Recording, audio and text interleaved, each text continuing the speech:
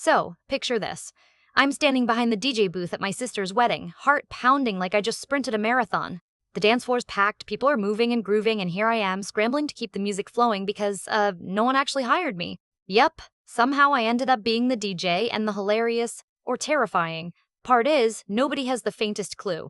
I mean, I'm just supposed to be her brother, the guy who's usually awkward at family events and definitely not the professional spinning tracks. And yet, here I am, fumbling through playlists, clicking on songs, trying to act like I know what I'm doing while mentally screaming, how did I even get into this mess? It wasn't like this was the plan, obviously. 1 minute, I'm relaxing, maybe sneaking another bite of the cake. The next, I'm manning a booth full of equipment that looks like it came from NASA, and I don't have a clue how it all works. I'm half expecting someone to pull me aside and say, dude, the real DJ is here. But nope, nobody. And trust me, the panic mixed with this weird adrenaline rush, it's unforgettable. There's this moment where I lock eyes with my best friend who's been hovering nervously nearby, and I kind of give this shaky thumbs up like, you sure this is going okay? Which in my head translates to, I have no idea what I'm doing. The strangest part is, I wasn't even supposed to be doing this. I mean, sure, I like music, who doesn't? But DJing? It was never on my resume. But somehow, some way, being the guy who just shows up at family weddings was replaced by being the guy everyone expects to keep the party alive. And, oh man, the thoughts racing through my mind. What if I played the wrong song? What if the parents notice? What if my sister catches on and thinks, seriously, bro? Yeah, all while trying to keep the slick smile on my face and pretend that every button I press is deliberate and stylish instead of a desperate guess. I promised myself I wouldn't chicken out and sneak back to the bar, but the moments keep clicking by, and the music has to keep going. This wasn't just a small gig for my sister's wedding. It felt like the entire night was riding on my awkward, untrained shoulders. And honestly, I was terrified. So, here we are, and you're probably wondering, how on earth did this even happen? Because, trust me, the story behind that crazy moment is a wild ride involving a last-minute cancellation, a music geek friend on the sidelines, and a whole lot of winging it that I never saw coming. But yeah, for now, imagine me, sweaty palms, shaky fingers hovering over a soundboard, trying to convince a room full of friends, family, and strangers that I'm a pro while secretly praying that next track just somehow works. Now, if that doesn't make you want to lean in a little more, I don't know what will. So, a little backstory before the music started blaring and the chaos ensued. My sister's wedding had been this carefully plotted out affair for months. You know, the usual, flowers, fancy outfits, that painfully long seating chart debate that somehow becomes the family Olympics event. She was practically glowing, all nerves and excitement mixed together like some perfect wedding cocktail. The kicker? The DJ we booked? Ghosted, literally. 24 hours before the big day, we got the dreaded call, hey, sorry, something came up, can't make it. Cue the collective panic attacks from my parents and the bride. Everyone was scrambling. My sister looked like she might cry, and honestly, so did mom and dad.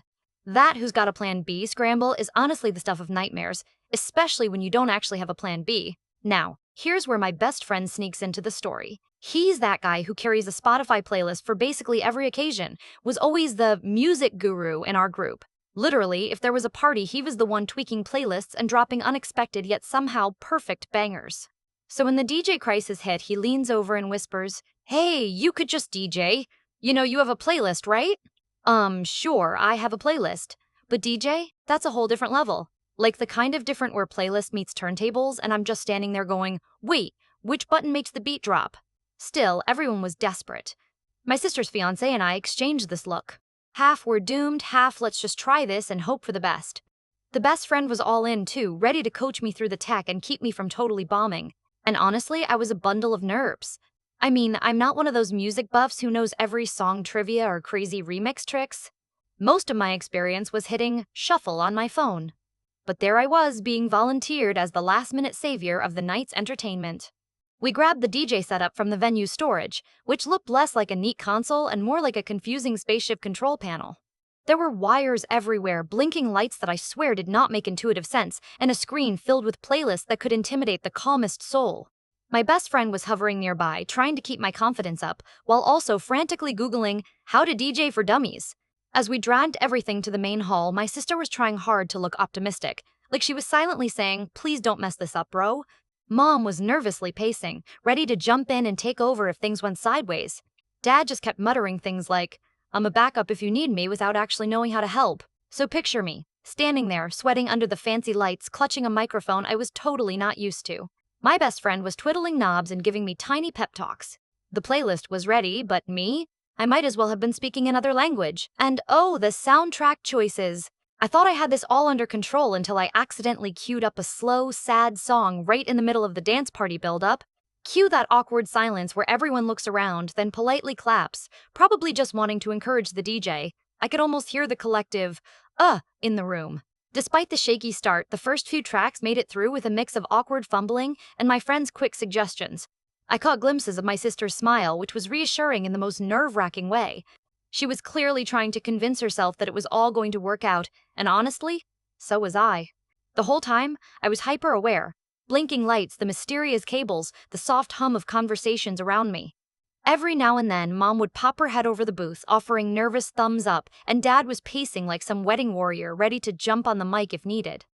I wasn't just the brother anymore, I was an accidental DJ, thrown in without training, running on hope, a decent music collection, and a best friend who was borderline frantic but desperately determined to steer me right. But that's the thing, I had no idea if I could actually pull this off. Would the music keep flowing? Would anyone get up to dance? Could I somehow transform from awkward guest to wedding hero? The answer, well, that was still up in the air. The night was just getting started. Right, so there I was, knees knocking, wrestling with this alien soundboard like it owed me money. My best friend's breathing was kind of heavy too, probably absorbing my panic or maybe just stressing about what song would save the dance floor next. We had the basic setup, if you could call pressing random buttons and hoping for the best, a basic. The opening numbers didn't go completely off the rails, but then, oh man, the first sign of chaos hit. I hit play on what I thought was a surefire crowd pleaser, only to get greeted by this horrible screeching feedback that made everyone jump and gave my poor sister a look like, seriously, bro? I fumbled to stop it, knocking over a mic stand for extra flair, which of course got some sideways glances from the musicians setting up nearby. Not exactly the pro debut I dreamed of, but, at least it was memorable. There was this one lovely moment where, mid-announcement, the mic decided to start cutting out like it had a throat full of gravel. I barely got the words out, let's welcome the newlyweds to the dance floor. When the buzzing swallowed half of it and the crowd just blinked at me, waiting to dance or laugh, I wasn't sure which. I could almost hear my dad muttering, I could have done better on karaoke night. Somewhere around the third song switch, I made the classic rookie mistake of misreading the playlist. Instead of pumping up the energy, I accidentally queued up my sister's first dance song. So while everyone was expecting to let loose and shake it, we ended up in this slow, swooning haze that left some guests awkwardly bobbing their heads or glancing around as if wondering if they'd missed a memo. I saw my sister shoot me this very particular look, half amusement, half horror, that silently screamed, "Why on earth did you do that?" I gave her the best sheepish smile I could muster, which was probably more, "Please don't hate me," than professional DJ. Mom came by with a shaky thumbs up that I'm convinced was more out of shock than confidence. At one point, I swear I heard the old family cat meow from somewhere off stage like a soundtrack for my panic. I was sweating so much it was practically a new dance move, the nervy wipe my forehead and pretend I know what I'm doing, shuffle. Then things got even more interesting. Mid-party, when the dance floor finally started filling up with people actually having a good time, there was laughter, a few questionable dance moves, and even my mom tapping her foot. The sound system just froze, like a bad sitcom pause. The music cut out cold. I looked down at the equipment, then back at the crowd, who by this point probably thought I was pulling some kind of performance art about DJing fails. My best friend's eyes widened, frozen mid-knob twist as if he was mentally screaming, "What now?" Meanwhile, my sister appeared by the edge of the booth, biting her lip, eyebrows raised but not quite giving up hope. The guests around us shifted uneasily, some exchanging confused looks, others clearly debating if this was going to spiral into the kind of disaster wedding stories are made of. I felt this sinking pit in my stomach and a frantic urge to hit every button on the console at once, even though that would have probably done more damage than good. The desperation was real, and I was itching for a plan B that I still didn't have. Suddenly, all those what-ifs that had been buzzing quietly in my brain exploded at once. What if this is it? What if the music's gone for good and everyone's left twisting on an empty dance floor? What if I end up the family's worst-kept DJ secret forever? That frozen moment stretched out like a bad pop song chorus, and just as I was about to admit defeat and maybe sprint away to the bar, my best friend leaned in, whispering something like, "We've got this. Just breathe." And honestly, in that hilarious, terrifying silence, I realized this wasn't over yet. The party wasn't over. And somehow, I wasn't ready to let it fall apart, not on my watch.